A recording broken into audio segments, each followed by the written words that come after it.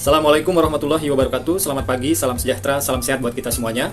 Bapak Ibu sekalian, izinkan saya memperkenalkan diri terlebih dahulu. Nama saya Joko Susilo. Saya adalah Widya Iswara di Balai Pelatihan Lingkungan Hidup dan Kehutanan Kadipaten di Jawa Barat dari Kementerian Lingkungan Hidup dan Kehutanan. Pada kesempatan yang berbahagia ini, saya akan memaparkan strategi penyampaian pembelajaran PKP atau pelatihan kepemimpinan pengawas pada agenda yang kedua, yaitu agenda kepemimpinan pelayanan. Outline strategi pembelajaran yang akan saya sampaikan ada 5 bagian. Bagian yang pertama adalah tujuan pembelajaran agenda kedua. Kemudian bagian yang kedua adalah overview materi agenda yang kedua, berisi tentang mata pelatihan apa saja yang ada pada agenda yang kedua serta keterkaitan antara mata pelatihan tersebut. Kemudian bagian yang ketiga adalah timeline secara umum agenda yang kedua ini disampaikan. Kemudian bagian yang keempat adalah strategi pembelajaran, khususnya pada sesi e-learning sinkronus yang pertama. Dan pada bagian yang kelima atau bagian terakhir, saya akan menyajikan contoh penugasan yang ada pada sesi e-learning sinkronus yang pertama tersebut. Bapak Ibu sekalian, tujuan pembelajaran dari agenda yang kedua ini atau agenda kepemimpinan pelayanan adalah agar peserta mampu mendiagnosa masalah dan menemukanali gagasan melalui berpikir kreatif dengan memberdayakan dan membangun tim yang didukung tentunya dengan komunikasi efektif dalam memimpin pelayanan publik. Masuk pada bagian yang kedua, yaitu overview materi agenda yang kedua, agenda kepemimpinan pelayanan.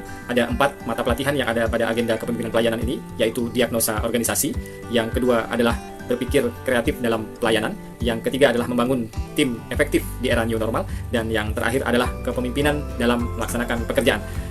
Keempat mata pelatihan ini tentu saja ada keterkaitan ya satu dengan yang lainnya. Dapat dipahami bahwa kompetensi dan kemampuan seorang pimpinan pengawas dalam mendiagnosa organisasi, berpikir kreatif, dan juga membangun tim yang efektif merupakan upaya nyata ya, seorang pimpinan pengawas tersebut untuk menunjukkan ya, kepekaannya serta bentuk adaptasinya terhadap perubahan lingkungan yang terjadi. Perubahan lingkungan yang terjadi ini tentu saja konsekuensinya terhadap perubahan kinerja organisasi. Perubahan kinerja organisasi tentu saja diarahkan pada memberikan layanan yang lebih baik dan juga efektif. Itulah mengapa kemudian orientasi pelayanan ini menjadi salah satu core values-nya, nilai-nilai dasar dan merupakan brandingnya dari seorang ASN. Dari sini dapat kita maknai lebih jauh lagi bahwa seorang pegawai ASN, apalagi dengan amanah jabatan sebagai pimpinan, harus mampu menerapkan pelayanan ini sebagai suatu budaya dan menjadikan prinsip melayani ini sebagai suatu kebanggaan. Sekarang kita sudah masuk pada bagian yang ketiga, yaitu timeline pembelajaran agenda kedua PKP dengan metode blended learning. Dapat kita lihat bersama-sama di sini bahwa ada 6 tahapan secara umum, mulai dari tahap pertama self learning sampai dengan tahap ke-6, yaitu klasikal tahap kedua, di mana pada tahap ke-6 atau bagian terakhir ini peserta diminta nanti untuk bisa memaparkan hasil implementasi dari aksi perubahan yang telah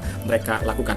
Nah, Bapak Ibu sekalian, ingin saya tekankan di bagian ini bahwa peran kita sebagai pengajar, pengampu materi ataupun fasilitator dari agenda kedua adalah pada tahap kedua dan pada tahap keempat. Dapat dilihat di sini bahwa pada tahap kedua itu ada proses pembelajaran secara e-learning dan pada tahap keempat itu ada proses pembelajaran klasikal tahap pertama. Nah, 2 proses pembelajaran ini sama, tujuannya itu untuk memberikan penguatan substansi kepada para peserta PKP. Tentu saja ini melalui suatu rangkaian proses pembelajaran di mana di dalam proses pembelajaran itu nanti ada penugasan-penugasan atau memberikan pengalaman secara langsung kepada para peserta PKP ini terkait dengan materi kepemimpinan pelayanan. Sekarang kita sudah masuk pada bagian yang keempat, yaitu strategi pembelajaran. Pada bagian ini, strategi penyampaian pembelajaran yang ingin saya berikan adalah fokus pada sesi e-learning di sinkronus yang pertamanya, yang dialokasikan waktunya selama 2 jam pembelajaran. Sesi e-learning sinkronus pertama ini merupakan proses pembelajaran yang dilakukan pada hari yang ke-13 ya. Secara singkat dapat saya jelaskan bahwa di hari yang ke-13 ini ada 2 proses pembelajaran, yaitu proses pembelajaran sinkronus dan proses pembelajaran asinkronus.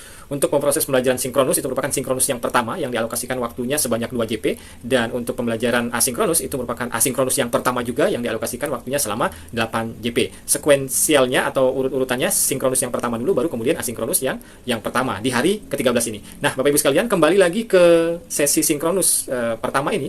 Selama alokasi waktu 90 menit ini saya bagi menjadi 3 sesi pembelajaran, yaitu sesi yang pertama yaitu sesi pendahuluan, sesi yang kedua yaitu sesi penyajian atau isi, dan sesi yang ketiga adalah sesi penutup. Baik, kita masuk di sesi pertama, sesi pendahuluan. Selama alokasi waktu yang saya buat di sini sekitar 27 menit, ada beberapa aktivitas yang bisa kita lakukan.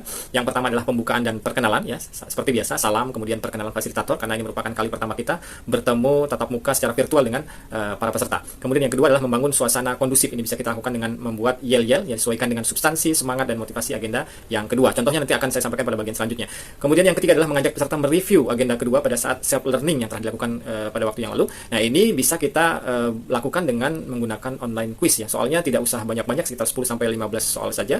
Nah, di sini juga sebagai kesempatan kita atau momen kita untuk bisa berkenalan dengan peserta. Kemudian memberikan feedback ya, memberikan feedback hasil dari quiz yang sudah dilakukan ya, dan penjelasan kaitannya dengan quiz yang sudah dilakukan juga. Kemudian membangun komitmen bersama, kemudian meminta peserta menjelaskan kaitan antara agenda kedua dan agenda sebelumnya, dan juga agenda keempat. Ini berupaya untuk flashback kembali dan memastikan bahwa mereka betul-betul memahami keterkaitan antara agenda-agenda pada proses pembelajaran di PKP ini. Kemudian yang selanjutnya adalah memberikan feedback dan penjelasan gitu ya. Setelah mereka memberikan penjelasan, barangkali ada hal-hal yang perlu diluruskan, hal-hal yang perlu dikuatkan, itu akan diberikan pada bagian feedback ini. Kemudian selanjutnya adalah menjelaskan hasil belajar dan indikatornya pada sesi pembelajaran sinkronus yang pertama ini. Dan yang terakhir adalah menanyakan hasil kerja mandiri, terutama esai yang sudah mereka susun pada tahap self learning yang lalu. Ikut contoh yel-yel ya, yel-yel PKP agenda kedua. Semangat pagi, pagi, pagi, pagi, luar biasa. Saya pikir, saya rasa, saya bisa, luar biasa, luar biasa, luar biasa. Kepemimpinan pengawas, peka, adaptif, kreatif, efektif. Insan pengawas, kami bangga melayani bangsa. Oke, kemudian ditutup dengan tepuk tangan misalnya seperti itu. Masuk ke sesi kedua, yaitu sesi penyajian ya. Selama kurang lebih alokasi waktu yang saya buat di sini hampir selama 1 JPL, yaitu 43 menit. Di sini aktivitas pembelajaran yang saya lakukan yaitu meminta peserta mempresentasikan esai agenda yang kedua ya. Nah, ini caranya ya, kita bisa tawarkan siapa yang mau presentasi lebih dahulu, atau bisa kita gunakan aplikasi Wheel of Names ya, nanti untuk mengundi ya siapa nanti yang giliran bisa mempresentasikan hasil esai mereka. Nah, ini tidak semua peserta tentunya ya, bisa 2 atau 3 peserta saja untuk mempresentasikan hasil esai mereka. Nah, kemudian yang kedua, memberikan kesempatan bagi peserta lain untuk menanggapi, memberi komentar ataupun bertanya. Nah, di sini sifatnya diskusi interaktif ya. Kemudian yang ketiga adalah memberikan feedback ya, tugas dikaitkan dengan materi agenda yang kedua. Nah, di sini diharapkan ya, feedback yang diberikan itu kita sebagai fasilitator ya, terkait dengan kepastian ya, kaitannya dengan aktualisasi isu ya yang dipilih tadi ya. Hal ini bisa dilihat ya dari evidence atau bukti-bukti yang mereka sertakan pada esai tersebut. Kemudian bisa dilihat juga dari akar permasalahannya dan peran pimpinannya, dan kaitkan ini dengan mata pelatihan pada agenda yang kedua tentunya. Kita sudah masuk pada sesi terakhir, yaitu sesi penutup ya. Selama alokasi waktu yang saya buat di sini adalah 20 menit. Aktivitas pembelajaran yang bisa kita lakukan adalah yang pertama, menjelaskan penugasan asinkronus 1 dan penugasan asinkronus yang kedua. Nah, ini kita sampaikan ya di hari ke-13 ini ya, sebagai kelanjutan proses pembelajaran di hari yang ke-13 ya, pada sesi asinkronusnya, dan juga sebagai penjelasan untuk penugasan yang diberikan pada sesi pembelajaran asinkronus yang kedua pada hari yang ke-14 ya, sehingga mereka dapat langsung mengerjakan dan dapat memahami penjelasan yang kita berikan terkait dengan penugasan pada asinkronus yang kedua nanti. Kemudian terakhir kita tutup proses pembelajaran ini dengan memberikan motivasi dan juga penutup atau mengucapkan salam. Bapak Ibu sekalian, kita masuk pada bagian terakhir ya, pada sesi paparan strategi penyampaian pembelajaran di agenda yang kedua ini, yaitu contoh-contoh penugasan ya yang diberikan pada sesi sinkronus yang pertama ini untuk penugasan yang dikerjakan pada sesi asinkronus yang pertama pada hari ke-13 dan sesi asinkronus yang kedua pada hari yang ke-14. Berikut contoh deskripsi tugas untuk asinkronus yang disampaikan pada sesi pembelajaran sinkronus yang pertama. Jadi di sini kita misalkan sesi sinkronus yang pertama dilakukan pada hari Rabu 13 Juli 2023. Maka di akhir sesi pembelajaran sinkronus itu kita sampaikan informasi penugasan-penugasan. Tugas yang diberikan ada 2 jenis, yaitu tugas individu dan juga tugas kelompok. Tugas individu terkait tentang diagnosa organisasi. Sasarannya atau lokusnya adalah di satuan atau unit kerja peserta masing-masing. Mereka nanti melakukan tahapan diagnosa organisasi sampai dengan menemukan ya, atau membuat rekomendasi gagasan perubahan yang akan dilakukan, baik itu sifatnya jangka pendek, jangka menengah maupun jangka panjang. Kemudian untuk tugas kelompok, benchmarking kepemimpinan pelayanan ya, 10 orang ini nanti ya, peserta ini nanti akan dibagi menjadi 2 kelompok ya, masing-masing kurang lebih 5 orang. Nah, nanti masing-masing kelompok itu akan melakukan benchmarking kepemimpinan pelayanan ya dari suatu organisasi yang mereka anggap di masing-masing kelompok itu berhasil ya dalam menerapkan kepemimpinan pelayanannya. Nah, lakukan analisis terhadap permasalahan, ya, gagasan perubahan yang dilakukan, kemudian upaya atau proses pembangunan tim efektif seperti apa, dan bagaimana peran pemimpin yang patut dicontoh ya.